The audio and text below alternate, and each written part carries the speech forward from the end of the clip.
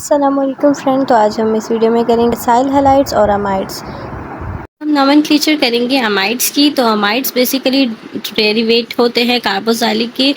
ये फॉर्म होते हैं रिप्लेसिंग OH ग्रुप की जब होती है कार्बोक्सिलिक एसिड में, किसके साथ, अमाइड के साथ, यानी कि NH2 के साथ।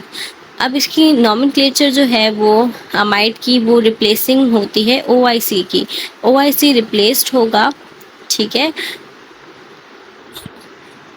विद अमाइड के साथ, यानी कि OIC को हम रिप्लेस कर देंगे और उसकी जगह पर अमाइड के एडिशन करवाएंगे। इसी एग्जांपल्स में हम देख लेते हैं। 3 कार्बन है, 3 कार्बन को प्रोपेन कहते हैं, तो इसमें हम OIC का इस्तेमाल नहीं करेंगे, हम इसमें अमाइड ऐड कर देंगे, ठीक है, सिंपल।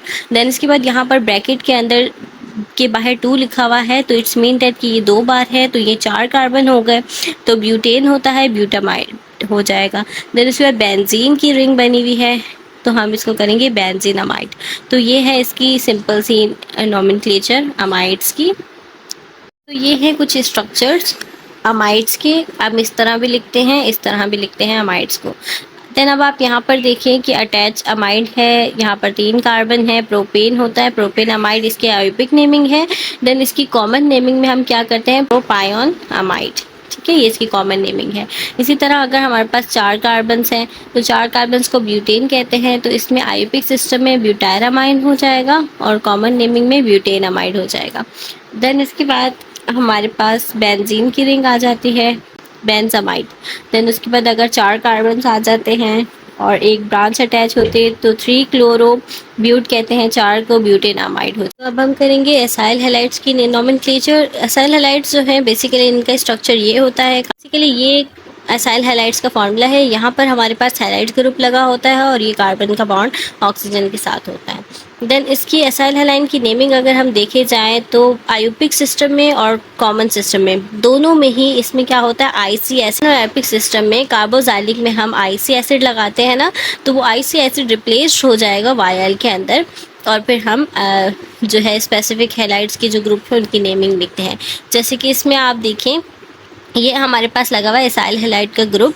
यहाँ पर R की जगह पे हमने हैलाइड लगाया है, ब्रोमो, ठीक है। तो हम इनकी नेमिंग कैसे करेंगे, पहले हम लिखेंगे कार्बन्स। 3 कार्बन है, प्रोपेन, प्रोपेन होता है, प्रोपेन ऑयल हो जाएगा, ठीक है। देन उसके बाद हम जो है हैलाइड उसका नेम लिखेंगे ब्रोमाइड। ये है आयोपिक सिस्टम में नेमिंग। और कॉमन सिस्टम में हम कैसे करेंगे, प्रोपायोनाइल ब्रोमाइड, ठीक है। इसमें इनकी नेमिंग इस तरह होगी। देन उसके बाद यहाँ पर हमारे पास जो है, यहाँ पर हमारे पास एसाइल हैलाइड का ग्रुप लगा हुआ है और हमारे पास 2 कार्बन है, 2 कार्बन को इथेन कहते हैं, इथेनॉइल हो जाएगा ये। और हमारे पास यहाँ पर क्लोरीन की एडिशन है, तो क्लोराइड हो जाएगा। ये है आयोपिक सिस्टम में नेमिंग। देन हम इसके बाद जब कॉमन सिस्टम में करेंगे तो 2 कार्बन है, ठीक है, तो उसको हम एसिटाइल क्लोराइड करेंगे। ये जो इनके नेम है ये बेसिकली आए हैं कार्बोक्सिलिक एसिड के नेम से, जो हमने टेबल पढ़ा था पेज नंबर 92 पर। ये हमारे पास टेबल है, इसमें आप देखिए हमने पढ़ा था ना कार्बोक्सिलिक एसिड के जो है स्ट्रक्चर्स में कि 2 कार्बन है, एसिटिक होगा, तो ये आई से रिप्लेस हो जाते हैं इनमें और हमारे पास दूसरी चीज़ की एडिशन हो जाती है।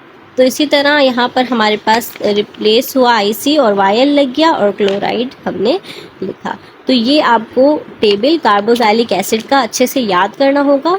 ये वाला टेबल जो कि आपके पेज नंबर 92 पर है, इसी की नेमिंग को हम रिप्लेस कर रहे होते हैं। आईसी को रिप्लेस करके हम डिफरेंट नोमेनक्लेचर में कर रहे होते हैं। वीडियो अच्छी लगी हो तो लाइक करना मत भूलिएगा और चैनल को सब्सक्राइब करना भी मत भूलिएगा।